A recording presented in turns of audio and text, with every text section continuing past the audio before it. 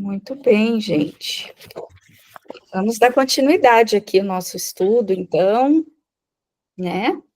Até na semana passada, eu queria começar falando sobre uma pergunta não, na verdade, o Marcos levantou uma questão bem interessante, que eu acho que a gente precisa, é importante dar foco para conseguir a gente ir extraindo o máximo possível, não é uma questão de ter pressa, de passar pelos textos, mas compreender, né, em profundidade. E o Marcos tinha falado daquela passagem ali, daquele momento que Jesus vai, quando ele sai, né, do corpo físico, e ele passa aqueles 3 dias, aquele período, então, que não se sabe muito bem para onde foi, o que, que aconteceu, e aí existem algumas suposições, algumas histórias, né? E a Dani até me lembrou naquele mesmo dia de uma passagem que tem dentro da doutrina espírita, que fala sobre Jesus ter ido ao resgate de Judas, né? Na verdade, é como se fosse um poema, é muito bonita aquela passagem. Então, tem muitas coisas, até naquele material que eu enviei para vocês hoje, eu peço desculpa porque eu não vi que eu tinha colocado para pedir permissão, depois eu fui lá e tirei a permissão, então, vocês podem acessar à vontade agora. Naquele material eu coloquei fui fazendo uma escala de coisas que eu estou percebendo que tem conexão, né, com que a gente já estudou no Espiritismo, ou que a gente pode ver uma correlação ali, que de certa forma ajuda a gente no entendimento, tá?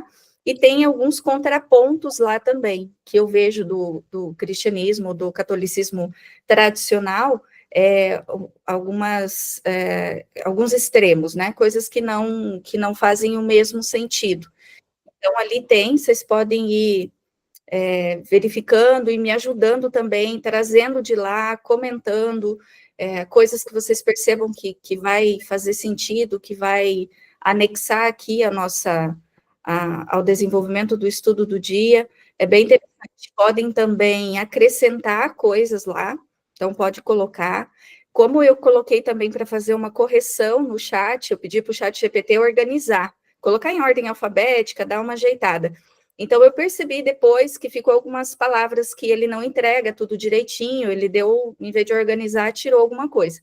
Mas acho que foi pouca coisa do final ali, então tem coisas que talvez a gente precise rever, porque às vezes também, né, ele não é 100% assertivo, não dá para ter 100% de confiança em algumas coisas. Então, a gente pode rever alguns pontos que tiverem lá, né? E aí, então, boa noite, Mari, Conceição, boa noite, Natália. Eu não lembro quem era que está sem o nome e sem a foto, o nome dela, Isabel. Sou eu, Ana Paula, gente. Desculpa que eu ouço no carro e ele não habilita isso por alguma razão. Ah, então tá bom, não tem problema. É que eu esqueci de associar quem era, eu sei que era você, mas não lembrava. Ah, sem problema, obrigada. Aqui todas as vezes, né? E aí, obrigada. A gente fez essa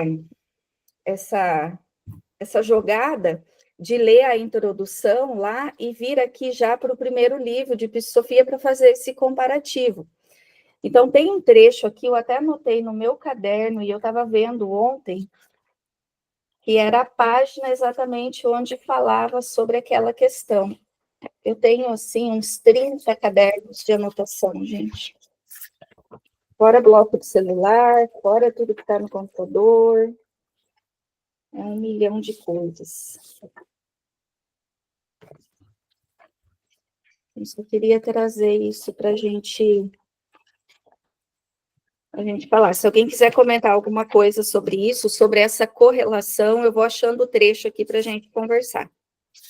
Dani, se quiser falar, que foi quem leu, está aí fresco na memória sobre a passagem lá do livro.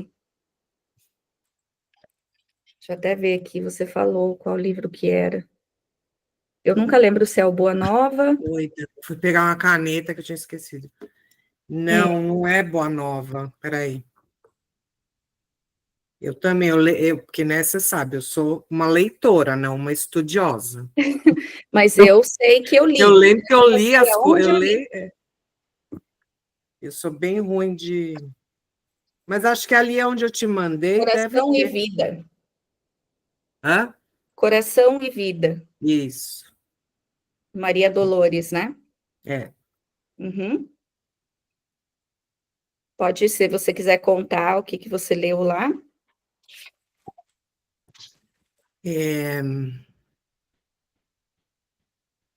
Ai, que vergonha. Não, gente, é um poema da Maria Dolores que, que conta o encontro de Maria Madalena, quando ela vai lá no sepulcro e tem esse encontro com Jesus, e que ela vai tocá-lo, e ele pede para não tocar, porque ele ainda não foi ao encontro do pai. E ela questiona, né? Porque ainda não. E ele conta que foi O resgate de um amigo, né? o resgate de um amigo. Mas é tudo em forma de De poema. poema, bem bonito. Ele fala, né, que quem ama não esquece a dor de um amigo, né, e vai ao Isso, encontro dele para sanar a imensa dor de Judas, que fica com ele nos braços até que ele adormeça, porque ele estava em um sofrimento profundo, né? exatamente. Variar, eu não estou achando. Isso traz uma diferença, assim, é uma questão, talvez, né, do contexto ali histórico, que não bate muito com o início ali de Sofia, que fala que subiu aos céus e passou por todos os eons e tal. Eu não sei se ele veio lá daquela região e depois ele subiu e depois ele desceu de novo. Oi, Michele, né? Vamos construindo essa percepção, assim, né, sobre como foi esse processo aí dele. Gente, cadê a página? Eu tinha deixado separada aqui. A mente, Jesus, a crucificação, achei. 24. A página 24, quem tem o livro.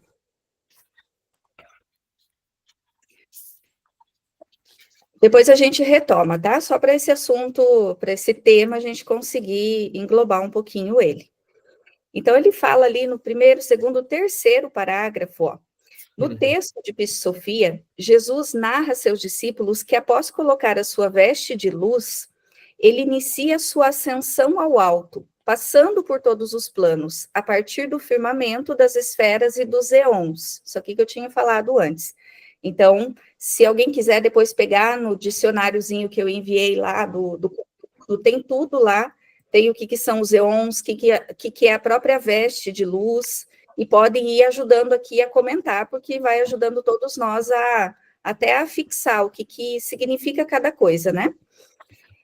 E aí, passando pelos planos, a partir do firmamento das esferas e dos eons, causando grande perplexidade entre os habitantes desses reinos e provocando várias mudanças. Oi, Ju, bem-vinda. Uma referência distorcida desse processo pode ser encontrado no credo da Igreja Romana, na afirmação de que Jesus, depois de crucificado, morto e sepultado, desceu aos infernos. Na verdade, Jesus desceu ao que era conhecido na época como Hades, entre os gregos, ou Amante ou Sheol, entre os judeus. Amente, desculpa. O mundo dos mortos, onde o iniciado também deveria exercer o seu ministério de compaixão. Aí até na minha anotação aqui eu coloquei ao encontro de Judas, porque eu lembrei da história, mas não tinha ido lá pesquisar ela, né? Porque compaixão pelo tudo que tinha acontecido ali dentro do contexto, né? Do Judas, não sei se todos conhecem a história de quando ele se deu conta do que ele tinha feito, porque em nenhum momento foi intenção dele entregar Jesus para que aquilo tudo acontecesse. Ele achava que Jesus ia conseguir vencer e ia se libertar ali da prisão e assumir o reinado do negócio, né? Ia tomar conta. Então, ele tinha essa percepção, ele achava, na verdade, Jesus tinha esse poder, mas não era o propósito ali do momento.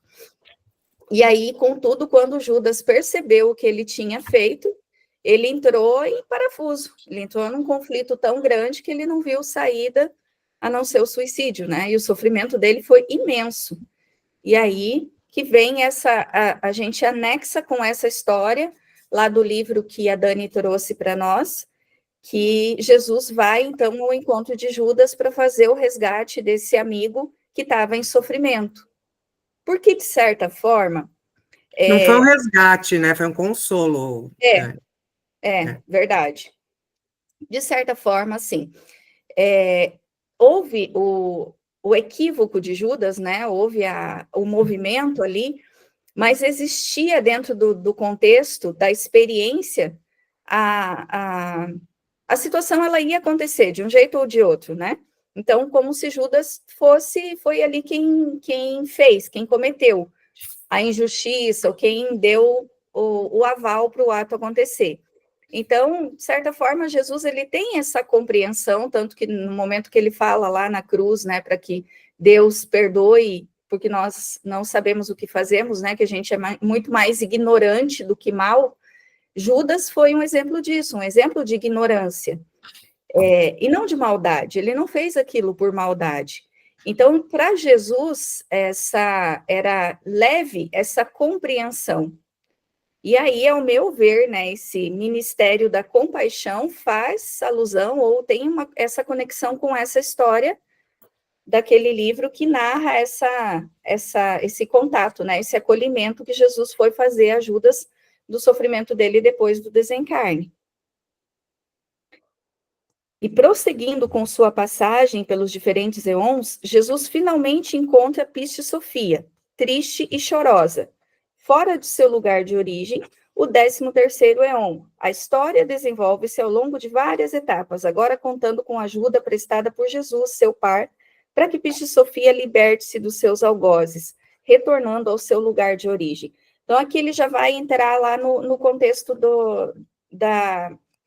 do mito em si, né, da queda de Sofia. Só para a gente pulou lá para frente, para que nós pudéssemos ler aquela frase, aquela passagem que eu tinha falado, que tinha aqui alguma coisa, que Jesus tinha feito alguma coisa de diferente, tinha acontecido alguma coisa ali naquele momento.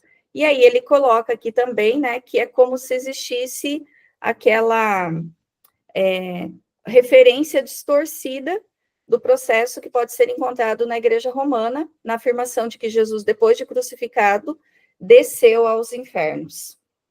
Não se sabe também o que simboliza, o que significa esse inferno. Não que Jesus tenha entrado num inferno mental, mas possivelmente Judas estava psiquicamente envolvido nessa condição, nessa vibração, né? Então, eu tenho a sensação, assim, para mim as informações batem. O que você acha, Marcos?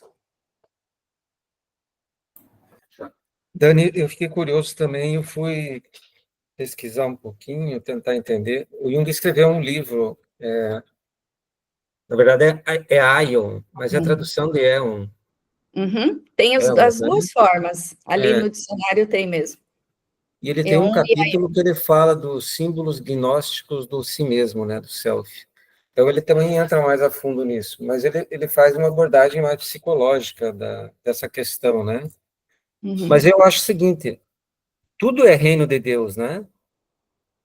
Tudo é reino de Deus. O Hades, o inferno, enfim, mundo dos mortos, é tudo reino. Então, eu acredito que ele passou por todas essas dificuldades no desencarne dele, crucificação, e ele passou por esse, vamos dizer, inferno, sei lá, essa região mais trevosa também. Eu acho como uma coisa, talvez, não que fosse a necessidade, né, mas talvez no sentido de conhecer o reino, né, porque nos próprios...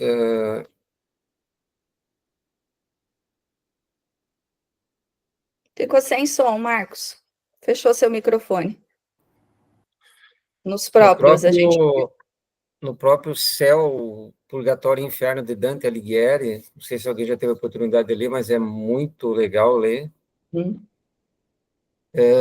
Que ele relata toda essa questão do Hades, né, e o destino das almas e tudo. E tudo isso, na verdade, é uma alegoria, né? O Jung Sim. estuda mais a fundo toda essa simbologia, porque é tudo simbólico. Então, a gente tende a pensar como uma região, né? E o próprio livro Psicosofia aqui tem um trecho que não sei se a gente vai ver hoje, que ele pede para analisar a nível do microcosmo também, né? A gente levar em conta o microcosmos e não só o macro. O macro é uma coisa mais distante. Então, quando você pensa em inferno, Hades, purgatório, céu, fica um negócio chocante. Não, isso não existe mais, isso tudo foi criado. Mas quando você analisa do ponto de vista das dificuldades que você passa na vida e no desencarne, quando você lê livros espíritas do destino das almas e as dificuldades por que passam, então tudo isso é uma sequência, né? Eu acho, assim, na minha intuição, que ele foi lá ajudar. Eu acho que ele passou lá como uma necessidade da carne, né? Como ele saiu da carne, ele saiu de uma de um desencarne violento, assim, uma crucificação. Então ele foi para lá, né? Esse 3 dias também é uma alegoria, né? 3 dias, ou 3 anos, ou sei lá que ano, que tempo atemporal que é isso, que é esse 3, né? Então, mas é bem interessante. Eu estou começando a ler esse Aion aqui, mas ele traz muita coisa interessante sobre essa passagem aí. Que legal, Agora acho que que vai tiver. contribuir bastante também. Uhum. Quando tiver alguma conexão, você pode trazer para a gente. Pode Tá. falar. Não, eu Ô, acho que é Dani, isso, né? no próprio trecho do livro Sofia, dá uma dica de qual teria sido o propósito dele visitar essas regiões inferiores. Não fala alguma coisa aí sobre desenvolver a compaixão? Uhum. Ou, né? Isso, E exercer o eu não vou ministério da lembrar compaixão. isso.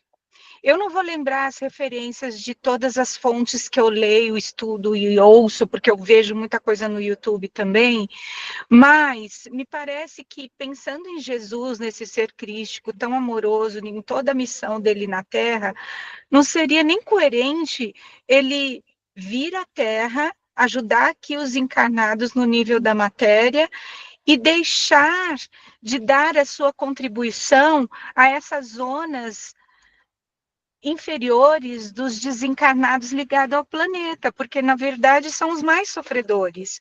Então, eu compartilho da opinião desse nosso colega que falou agora, esqueci o nome, que ele foi lá a trabalho.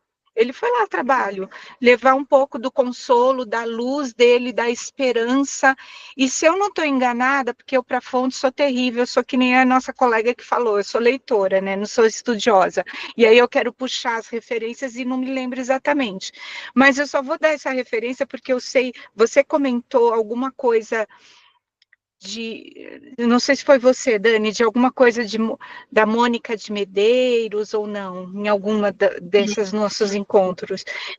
E a gente sabe que ela faz psicofonia pelo doutor espanhol, que foi um dos 77 que acompanharam Jesus, não durante todo o tempo, porque ele desencarnou antes de Jesus, mas ele fala que logo após a crucificação dele, que tinha uma turba de espíritos sofredores e que estavam se divertindo e rindo e ironizando sobre a sua morte, que afinal ele era o Todo-Poderoso e estava ali sendo, né, crucificado de uma forma tão vil, ele passou em espírito já o olhar sobre muitos desses espíritos que estavam ali zombeteiros naquele momento, e muitos deles só com o olhar amoroso do Cristo se renderam a um amor e aceitaram o resgate para ir para tratamentos. Então veja o poder desse ser que é um sol, né, em si. Então eu acho que a função dele foi essa, não faria nem sentido, né, ele não fazer esse trabalho como complemento da sua missão. É isso que eu penso. Interessantíssimo, até porque quando a gente entra lá nas perguntas mesmo, ele vai relatando, né, que ele vai passando pelos eons, e a luz dele, a emanação dele, vai ofuscando, vai perturbando os seres ali daquela região, e inclusive ele até altera o fluxo das ações deles por interferência, e retira deles 1/3 do poder, 1/3 da capacidade deles ali de fazer o mal, né, que é até a primeira pergunta que Maria Madalena faz para Jesus. Então, vem bem a calhar com o seu comentário, né, que o fato, a própria luz dele, a emanação da vibração dele, já era suficiente para né, para afetar positivamente os outros seres ali, então, realmente faz todo sentido. Quando, um tempo atrás, eu nunca tive, assim, acesso às coisas, né, eu fui conhecer muitas coisas agora, mais velha, depois de casada, não tinha acesso à internet, TV a cabo, então eu não conhecia a história de Dante Alighieri, nunca tinha visto na vida. E um tempo atrás eu ouvi falar, mas eu nunca tinha estudado, nem sabia do que se tratava. E um tempo atrás eu tive um sonho, e nesse sonho eu passava assistindo por regiões que elas formavam uma espiral, assim, ó. E aí eu andava nessas regiões e eu vi tanta coisa assombrosa, tanta coisa maluca de pessoas gordas, de pessoas, sabe, assim, se esbaldando de comida, pessoas de órgãos sexuais, de animais, de atividades sexuais de tudo que é tipo, e eu fui caminhando por esse espiral, e fui subindo, aí tinha gente, assim, extremamente rica, cheia de ouro, de coisas, e com o rosto, assim, desfigurado, muita coisa. Se for relatar a nossa vida, eu lembro que na época eu escrevi algumas coisas assim, mas foi bem pesado o sonho, e à medida que eu ia subindo ou saindo dessas regiões, uma se conectava com a outra, assim, é como se elas estivessem, né, mais densas, e aí foi subindo, e chegou um determinado momento que eu não consegui subir mais, mas eu sabia que tinha coisas para cima, só que as coisas para cima, elas eram muito mais leves. Então, hoje, estudando, vendo esse contexto, daí depois eu contei para o Manuel, ele falou, você está relatando a história lá da Divina Comédia, né? E aí que eu fui estudar e entender que existiam, como se fossem os 7 pecados capitais, todo aquele movimento ali, né? Era exatamente aquilo que eu vi no sonho. E daí, não conseguindo ter essa percepção do que era superior. Aí, quando eu vejo aqui, eu tento fazer o desenho da cosmologia lá, eu consigo ver como se fosse isso, uma espiral olhando de cima para baixo, e tudo isso, de certa forma, está ali, interligado no mesmo universo, só que com frequências diferentes, né?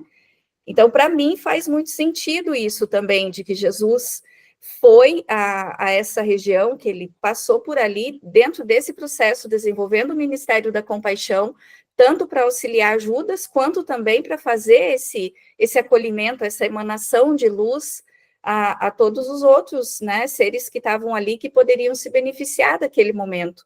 E também tem essa conexão com essa proposta aqui inicial, né, do livro, das passagens, das fases que Jesus vivenciou ali, acessando todos os eons, né, todas as camadas. Então, realmente faz muito sentido essa percepção.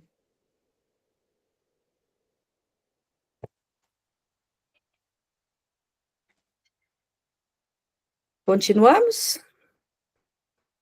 Então, vamos ver o mito de Sofia. Lembrando que a gente ainda está na introdução.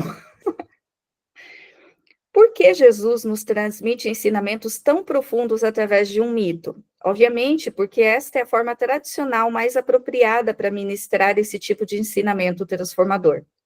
Enquanto o conceito popular corrente de mito está carregado de conotação de fantasia, ou mesmo de inverdade, para os antigos, o mito era uma forma de expressar quase sagrada de uma experiência interior, que por sua profundidade, abrangência e atemporidade era idealmente transmitida através dessa linguagem simbólica. Portanto, por trás de um mito, há sempre uma importante experiência interior. Ao demandar um esforço de concentração e interiorização para compreender o sentido último da realidade velada por trás dos símbolos, a linguagem metafórica do mito induz aqueles que entram em contato com ela e a reprodução daquela experiência inicial. A realidade, no entanto, apresenta-se hierarquizada e consiste de diferentes níveis. Os mitologemas procuram expressar diferentes níveis da realidade simultaneamente. Há considerações surgidas nessa introdução e nas notas de rodapé subsequentes do texto são, quando muito, um desvelar parcial da rica realidade contida no mito. É com esse sentido de busca do sagrado que procuramos abordar o mito de Sofia, consciente de que estamos apenas levantando a ponta do véu. No decorrer do relato é apresentado um glorioso cenário cosmológico que nos permite vislumbrar o processo de manifestação, com a descida do espírito até o ponto mais baixo da materialidade, quando então se torna possível a viagem de retorno, ou seja, a volta da alma à sua origem, a fonte única do Pai. Deve-se ter em mente que a tradição esotérica geralmente usa a simbologia cosmológica como um método para a transmissão de ensinamentos sobre a natureza do homem, e de acordo com a lei das correspondências, tornada conhecida pela tradição hermética, o que está embaixo é como que está em cima, o inferior é como o superior. Portanto, o que é apresentado como sendo conhecimento sobre o divino está voltado para desvelar do conhecimento da verdadeira natureza do homem. Jesus deixa claro que tipo de conhecimento devemos procurar quando diz: pois aquele que não conhece si mesmo não sabe nada, mas aquele que conhece si próprio alcançou simultaneamente o conhecimento sobre a profundidade do todo. Muito interessante, né? Porque esse conhecimento interno, conhecimento de si mesmo, do microcosmos, do universo que existe dentro da gente, e do multiverso, né? Porque além do físico, nós temos as nossas dimensões também. A partir disso, a gente consegue compreender ou fazer essa mesma projeção para o macro, para o todo. Então, essa percepção de que nós somos deuses ou fragmentos divinos e que todas as nossas células também são consequência dessa divindade que sou eu, isso também a gente pode levar para uma perspectiva maior, né? Eu como parte do todo, parte de Deus como parte do universo, a visão do macro e do microcosmos. Essa parte da cosmologia, ela é muito interessante. A gente vai aprofundar bastante depois. Algum comentário sobre esse trecho? Pergunta?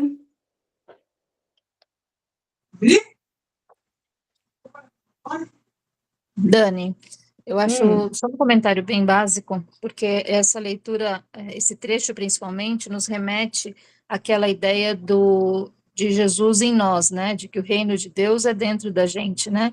Porque aquilo de sempre, o que a gente é ensinado, né? Eu sou de criação católica, mas aquilo de que Deus está lá e nós estamos aqui, né? Então, quando ele faz essa comparação de quem se conhece a si, conhece o todo, é isso, né? Nos convidando a sempre entender que nós somos parte do todo, né? Então, quando a gente faz o mal para o planeta ou faz o mal para alguém, é para nós mesmos, né? Como se nós fôssemos uma célula do todo, né? Então, isso é super importante, porque a gente busca muito lá fora e, na verdade, a gente tem que buscar aqui dentro, né? Porque é aí que vem a transformação e o contato direto com o divino, né? É porque não existe o fora, de fato, né? Tudo está dentro, tudo está interconectado. Então, quando a gente faz o mal ou o bem para o outro, nós estamos fazendo para a gente mesmo, né? Porque tudo é uma corrente, é uma conexão. Exatamente isso. Então, vou ler o objetivo, tá?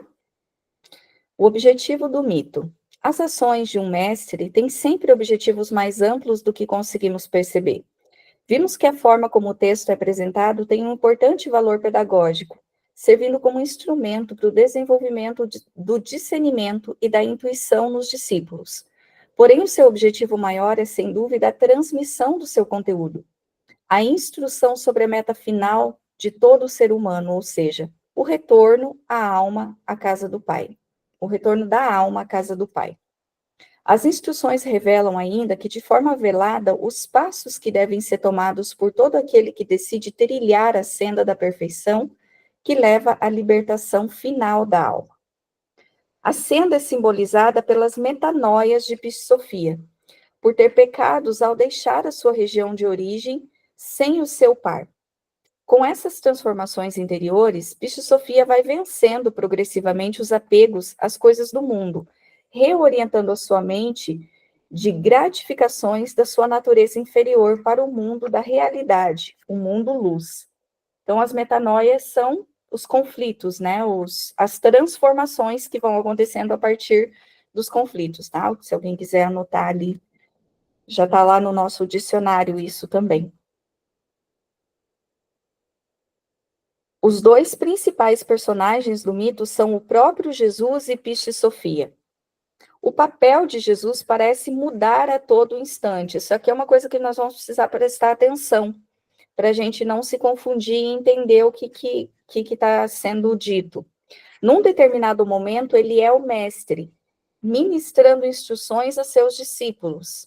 Né? A personalidade ali, Jesus, que passou pela Terra encarnada, falando e ensinando, descrevendo as aventuras e desventuras de Pissophia. Só que, de repente, ele passa a ser um coprotagonista da história, atuando em diferentes níveis e ajudando Pissophia a sair do caos. Nesse caso, Jesus simboliza a natureza superior, tríplice do homem, enquanto Pissophia simboliza a unidade de consciência da natureza inferior da alma. A natureza superior, Jesus, é o salvador da natureza inferior. Então, é como se Jesus, no mito, ele simbolizasse, né, a plenitude, a consciência, a natureza superior da alma. E Pissophia, ou Sofia, é ainda a personalidade que está em desenvolvimento, que está aprendendo. Então, é como se fosse o eu superior que existe dentro de mim, o próprio Jesus. E eu, né, enquanto ser em evolução, que sou a Sofia. Porém, os dois fazem parte de uma mesma unidade, e a salvação da alma ocorre simultaneamente com a glorificação da individualidade. A interdependência da mente superior, Jesus, e da inferior, Pissophia, no processo da salvação, sempre foi conhecida pela tradição sabedoria. Diz Blavatsky que a verdadeiramente em nós, que essencialmente é consciência espiritual, não pode entrar em relacionamento direto com a personalidade, exceto através do seu reflexo, a inteligência comum inferior. Olha que interessante esse comentário que ela faz aqui. Né? Todos nós temos na psicologia transpessoal a gente chama do terapeuta interno, ou a gente pode chamar do nosso Cristo interno, ou do meu eu superior, né? Que é essa essência crística, essa sabedoria superior que existe dentro de cada um de nós. Mas isso é uma conquista. Então, são dois polos de uma mesma essência, de uma mesma natureza. É como a gente fala, né, do céu e inferno. São extremos, são opostos, o frio e o calor, a luz e a escuridão. São a mesma coisa, em frequências diferentes. Então, Jesus e Sofia são a mesma coisa, só que estão em frequências, em desenvolvimento diferente. E, de certa forma, a gente não consegue acessar essa consciência através de palavras, através de uma conexão com a personalidade, mas sim com esse relacionamento que é muito mais profundo, que é muito mais de sentir, de vivência, de conexão, de intuição, que é onde a gente vai conseguindo ouvir a nossa sabedoria interior, ou os nomes, qualquer nome que a gente consiga dar.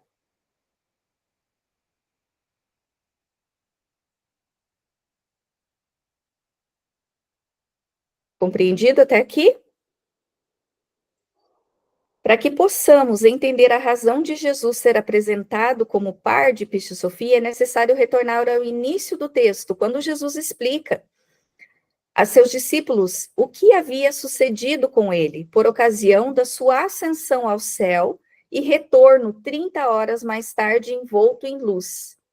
O relato que se segue parece, de uma forma alegórica, descrever aquilo que teve permissão de revelar ao público sobre o glorioso processo da última iniciação, com o fito de instruir aqueles que têm olhos para ver sobre algumas de suas importantes implicações.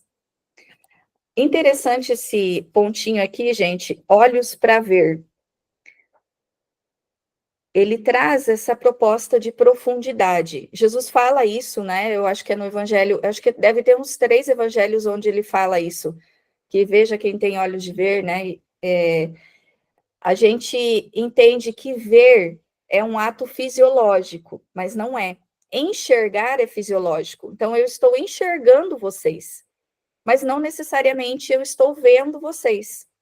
Talvez no momento, numa sessão de terapia, onde eu estou me dedicando a sentir o que está vindo no coração da pessoa, o que ela está vivendo, eu esteja, de fato, vendo.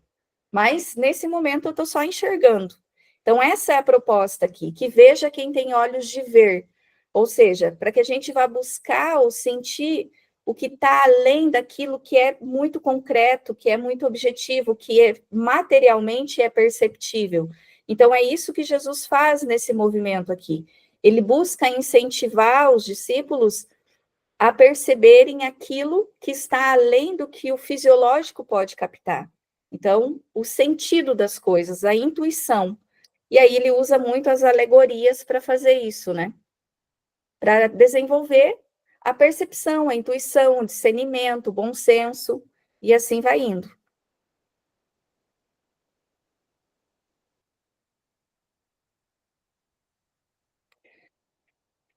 A saga de Pisci-Sofia, sendo ajudada por seu par a retornar à sua região original, parece ser uma forma velada de expressar um processo de revisão, pelo qual Jesus, por ocasião da sua iniciação suprema, descortina a jornada que efetuou como alma ao longo de inumeráveis encarnações, até alcançar a sua libertação do mundo da matéria.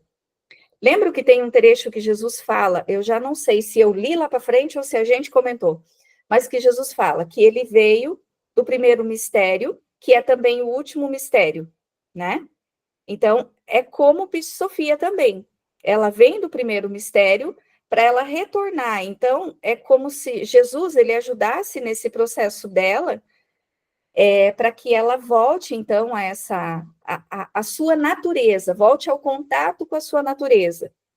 E aí parece, pelo que o Raul Branco fala aqui, a história evolutiva do próprio Jesus, que a gente entende que é a personalidade com o nome Jesus, que reencarnou na Terra, mas que é um espírito, né, de alta envergadura, de evolução macro, já um espírito extremamente desenvolvido e que precisou passar pelos processos de evolução, de transformação, assim como todos nós. A gente costuma dizer isso, né, que Jesus é o nosso irmão mais velho, ele só está alguns milênios mais velho, mas ele é um irmão, é alguém com quem a gente pode usar como referência, porque ele passou muito do que nós estamos passando e do que nós vamos passar ainda, né? Então, a gente tem esse modelo, esse direcionamento.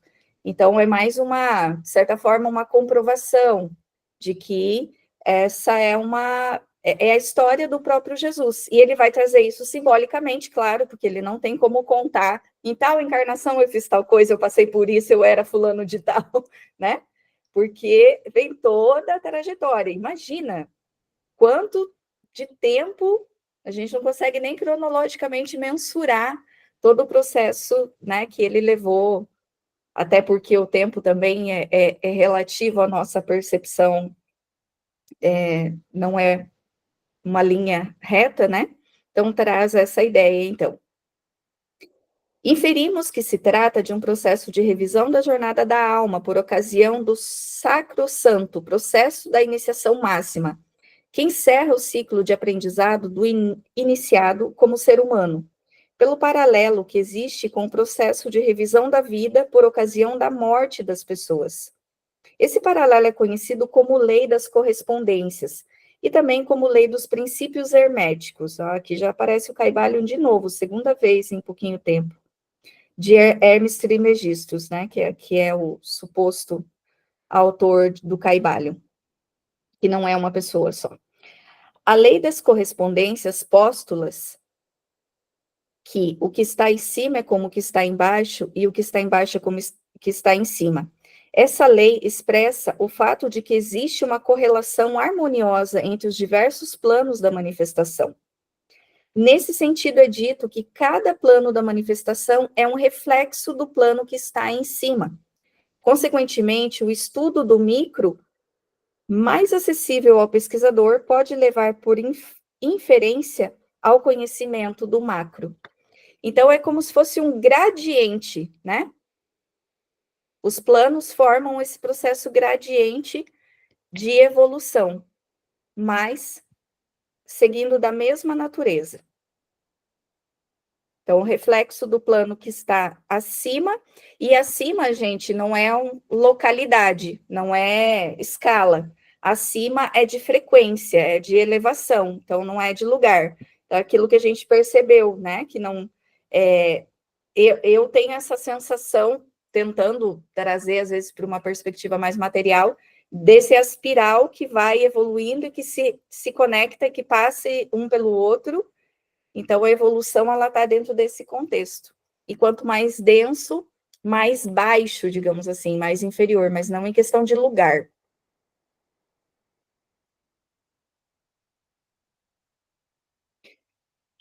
Essa correspondência entre os diferentes planos também está presente na cosmogonia do texto de Piscis Sophia, como será explicado mais adiante.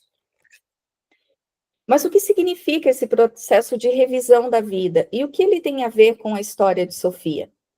As grandes tradições esotéricas sempre disseram que durante o processo de passagem da morte ocorre uma rápida, mas completa revisão de todos os eventos da vida da pessoa, como uma indicação das consequências de cada ação. Essa informação vem sendo confirmada por vários pesquisadores do processo chamado de quase-morte, ou de experiências próximas à morte, EPM. Esse processo descreve casos de pessoas consideradas como tendo passado por morte cerebral, que por razões que não nos interessam no momento, acabam voltando à vida. Na psicologia transpessoal, a gente estuda EQM, né? Experiência de quase morte. Tem alguns livros muito interessantes que trazem relatos, estudos sobre isso, inclusive tem um livro de um médico neurologista, se não me engano, que não acreditava, que era ateu nesse sentido, né, incrédulo. Ele acreditava que o cérebro era uma máquina e que tudo isso que acontecia era uma produção da mente. Ali, alguns flashes, algumas percepções, insights, né? E ele teve uma experiência de quase morte, e depois ele retorna e ele conta detalhadamente como foi essa experiência dele. Um caso no céu, alguma coisa com céu, o nome do livro dele. Uma prova do céu, acho que é.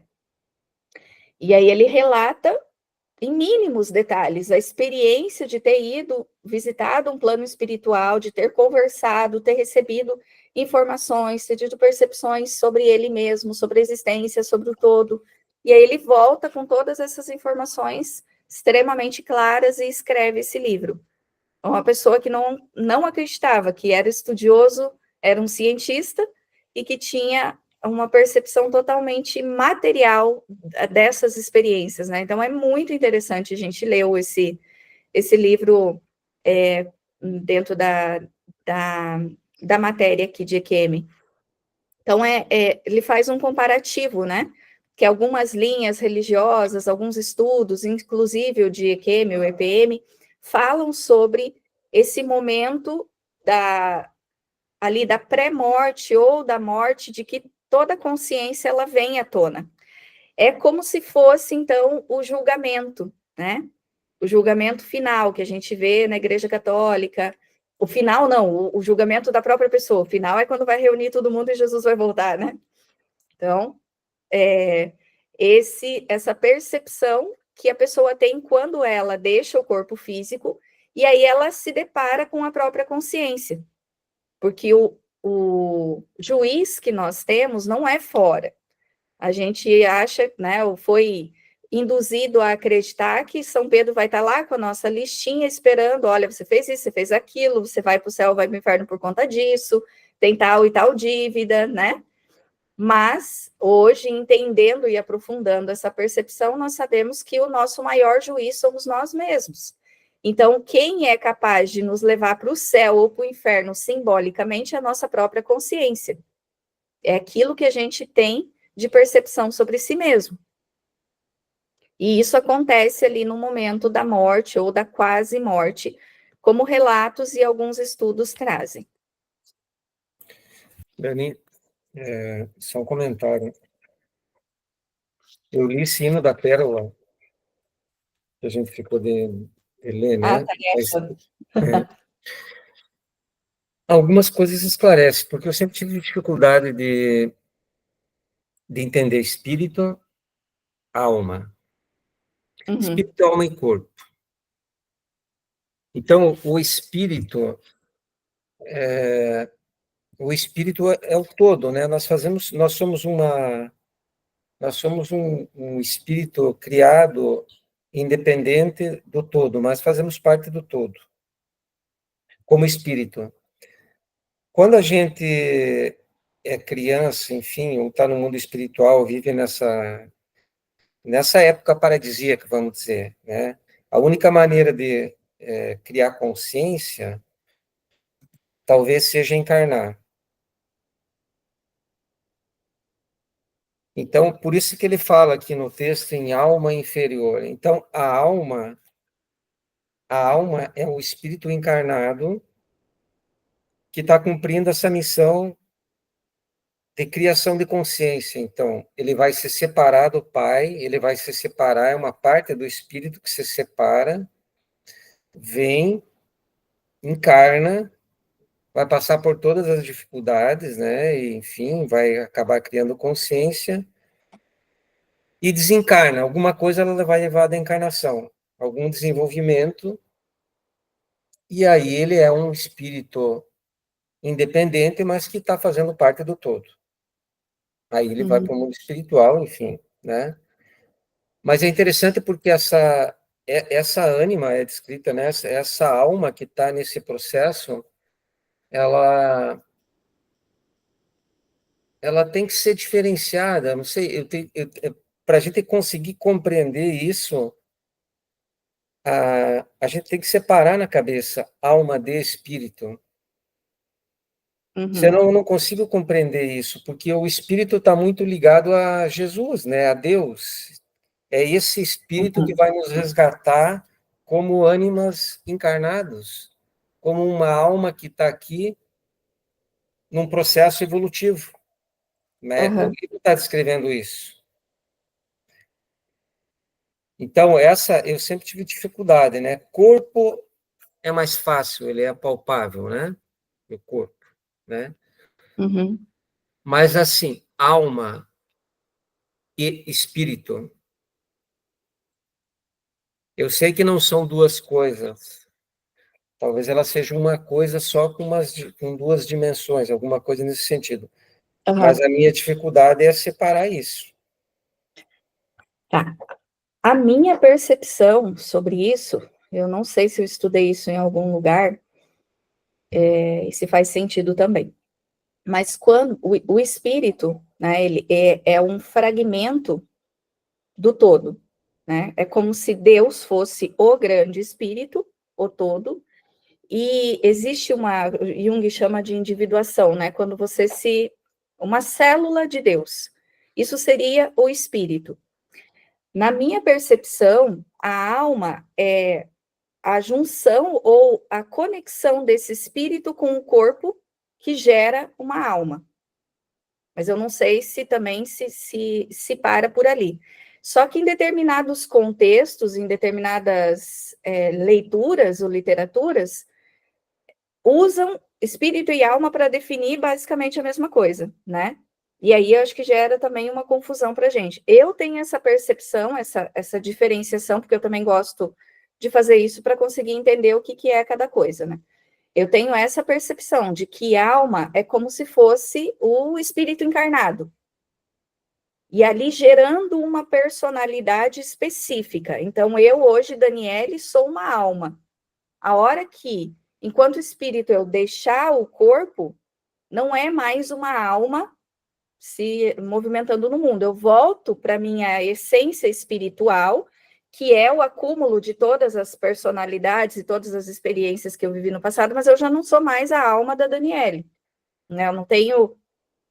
É claro que a gente leva ainda, né? Principalmente quando você está muito materializado, ainda tem toda essa carga e chega no plano espiritual muito conectado com essa identidade. Mas, para mim, na minha cabeça, assim, o que eu consegui fazer de diferenciação para conseguir também saber o que é cada coisa foi essa percepção. Mas, ainda assim, tem momentos que eu não entendo, né, dentro da literatura, por que a pessoa usou alma e não usou espírito para definir alguma coisa. Não sei se faz sentido, se ajuda.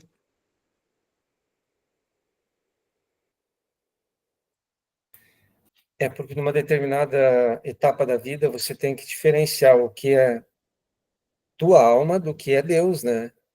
O que sou eu e o que é Deus. Porque quando você está conectado na infância, eu e Deus somos a mesma coisa. Quando você começa a criar consciência, ou, enfim, começa a trabalhar com os opostos, as coisas vão se separando. E numa determinada época da vida, você tem que aprender a diferenciar. Bom, eu sou isso, mas Deus, que está dentro de mim, é outra coisa. Não sou eu, Sim. né? É, É outra eu coisa. vejo a alma conectada com a personalidade e o espírito com a essência divina, né, ou com Deus. Talvez daí venha o conceito de almas penadas, né, que são aqueles espíritos que não conseguem se desvincular da matéria, né, e ficam penando ainda pela nossa dimensão, sem ir para o lado só espiritual, né, digamos assim. Talvez O daí lado venha da o termo, né? personalidade, né? Tem sentido. Aqui nesse parágrafo ele fala das experiências próximas da morte do Dr. Raymond Moody, resume o processo de revisão da vida de centenas de casos que ele acompanhou da seguinte forma: a recapitulação é extraordinariamente rápida, mas a despeito de sua rapidez, meus informantes concordam que a recapitulação quase sempre é descrita como uma exibição de imagens usuais, incrivelmente vívida e real. Algumas pessoas caracterizam como esforço educacional por parte do ser de luz.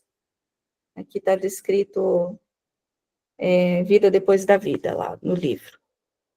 E no texto de Sofia, Jesus narra a seus discípulos que após colocar a sua veste de luz, ele inicia a sua ascensão ao alto, passando por todos os planos, a partir do firmamento, das esferas e dos eons, causando grande perplexidade entre os habitantes desses reinos e provocando várias mudanças. Uma referência distorcida pode ser encontrada aqui, a gente chegou no que nós lemos lá no início, né? A nossa busca pela teoria lá do Judas, dos 3 dias que Jesus levou para ressuscitar. E, em resumo, lá no último parágrafo, podemos perceber uma correspondência entre o processo de revisão da vida por ocasião da morte de uma pessoa com o processo de revisão da essência de todas as vidas de uma alma por ocasião do encerramento da sua condição como ser humano. Eu acho que falou de uma perspectiva aqui, meio do que nós falamos, né? Deixa eu ver. Como processo de revisão da essência de todas as vidas de uma alma por ocasião do encerramento da sua condição como ser humano, com a iniciação suprema. Por ocasião da morte, a alma recebe como principal lição a importância do amor na vida do mundo. E por ocasião da última iniciação, percebendo a agonia do sofrimento da sua própria alma, descrita como sendo Piscofia, ao longo da sua tumultuada jornada pelo mundo, o Mestre agora, permanentemente consciente da sua unidade com todos os seres, consolida a lição do mais profundo amor e compaixão, comprometendo-se a trabalhar para libertar todos os seres do sofrimento.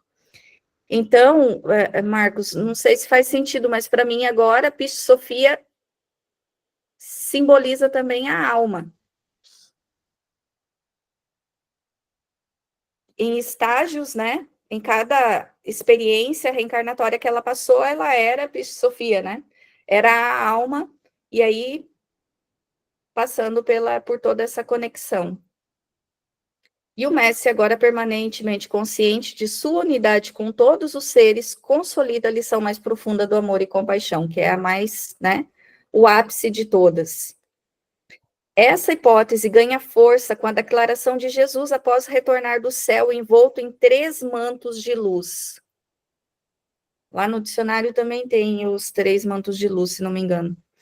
Regozijai-vos e alegrai-vos a partir desse momento, pois fui para os lugares de onde havia vindo.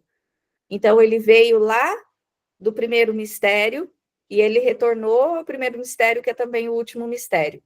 E a partir desse momento, não vos esconderei nada do mistério do alto e do lugar da verdade, pois a autoridade me foi dada por intermédio do inefável e do primeiro mistério. O inefável, que é Deus, que é o todo. Então, quando ele alcançou, quando ele assimilou todo esse processo que disse ali, né, ele agora, permanente, consciente da sua unidade com todos os seres, consolida a lição mais profunda do amor e da compaixão. Então, quando ele foi lá para o Ministério da Compaixão, ele acessou essa virtude, digamos assim, e assimilou, parece um jogo de videogame, vai pegando ali todas as estrelinhas, plim, plim, plim. Aí ele pegou a estrela macro ali e as vestes de luz dele, né, os mantos, eles foram se expandindo e ele terminou esse tríplice aspecto, né, que a gente conhece também. E a partir disso, então, acessou toda a possibilidade de expandir a verdade, de falar claramente, não precisava mais ficar ali fazendo alegorias ou limitar o conhecimento dos discípulos enquanto personalidade, né, ou enquanto alma, porque ele tinha acessado toda essa capacidade. Então, como se ele tivesse vencido essa última fase ali e voltado, terminado o ciclo evolutivo dele como espírito. Essa percepção que eu tenho. A partir disso, eu não sei, né, se vem uma outra camada desse aspiral e ele passa de espírito para, sei lá, um ser, passou na época, né, de um espírito para um ser já crístico, sem forma, sem qualquer coisa assim. Eu tenho essa sensação que a evolução é dentro desse aspecto. Mas também, como eu sou visual, eu preciso imaginar as coisas desenhadas, né, para conseguir entender. E aí, então, ele recebeu essa permissão, autoridade foi dada a ele, né? A autoridade, ela tem esse, é o poder. Muito interessante isso. E na alegoria, Jesus é o aspecto da alma que permanece nos mundos espirituais, enquanto Piscofia, que é o seu par, é o aspecto da alma que realiza grande peregrinação pela matéria. Né? Então, aqui eu não usaria a alma nessa definição, mas ele quis mostrar que é um extremo também, né? Mas na alegoria, Jesus é o aspecto do espírito que permanece nos mundos espirituais, enquanto Piscofia, que é o seu par, é o aspecto da alma que realiza a grande peregrinação pela matéria. E se entendemos a alma como o nosso centro de consciência, torna-se possível perceber que somente quando não mais nos identificamos com o nosso corpo e outros aspectos da nossa natureza inferior, é que será possível a união em consciência com a nossa natureza divina.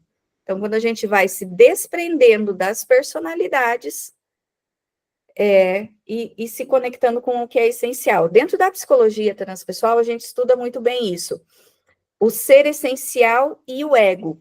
Então, a gente pode fazer uma relação, não o ego no sentido egoísta, tá? O ego no sentido da matéria, da nossa visão ainda personificada, da personalidade, ego enquanto personalidade. E o ser essencial enquanto ser crístico, enquanto divindade, enquanto evolução.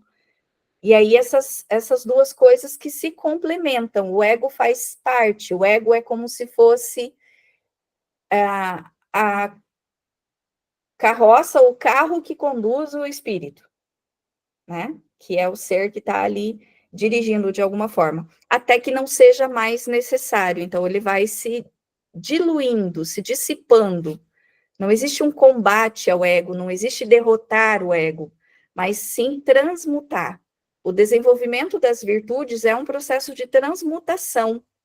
Assim como a escuridão e a luz são opostos da mesma frequência, o ser essencial e o ego também são. Então, o ego vai se diluindo dentro da essência.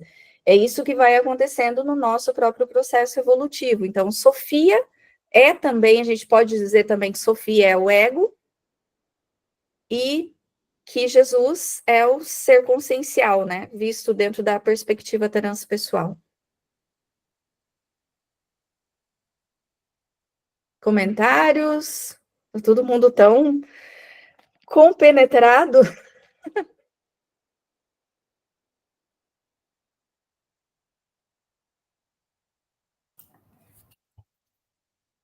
Aqui ele fala de alma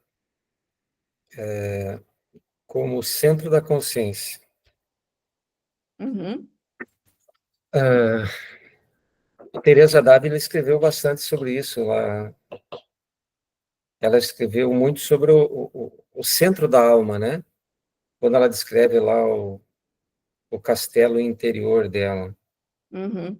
E o próprio Raff também tem um livro que ele aborda essa questão do centro da alma, que ele fala em si mesmo, né? Self. Então, ele fala de um self latente e de um self manifestado. Então, o processo de individuação seria você trabalhar com essa alma formando esse centro. Porque você recebe uma alma. Vamos dizer, na encarnação, você recebeu uma alma já pré-existente, com, enfim, com todo o conhecimento anterior. Então, essa seria uma alma latente. E à medida que você vai evoluindo na vida, então você vai, essa peregrinação na matéria, né? Na matéria, então você vai formando esse centro da alma manifestada. Pode formar ou pode não formar, né?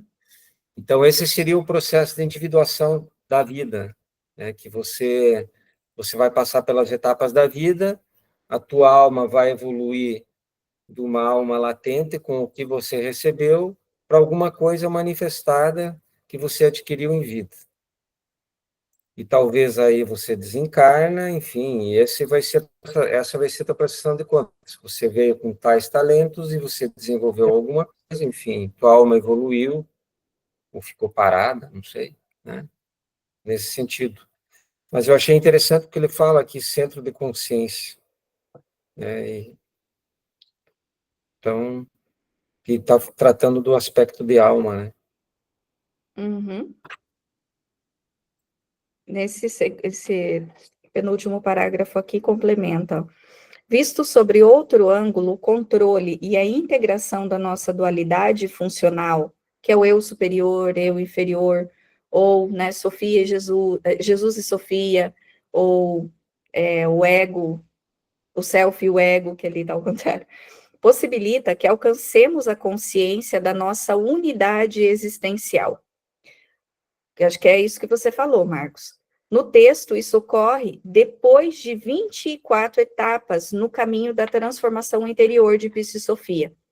A libertação de personalidade do caos da matéria ocorre simultaneamente com a glorificação da individualidade, que reassume a plenitude da sua consciência e de seus poderes divinos.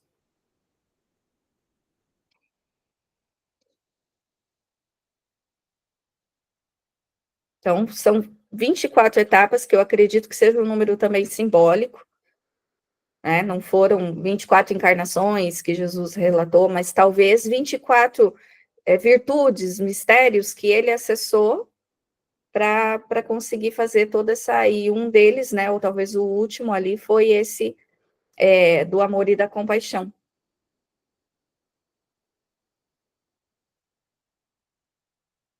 Doideira, né? Gente, já passou o tempo, eu não quero começar a ler mais para...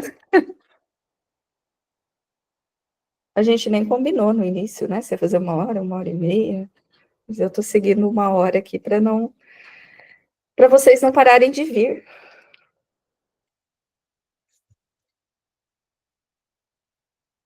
E é isso, mas é muito interessante. Se alguém quiser dar uma pesquisada sobre essas experiências de quase morte, é interessante conhecer assim os estudos relacionados a isso. Tem alguns materiais no YouTube também.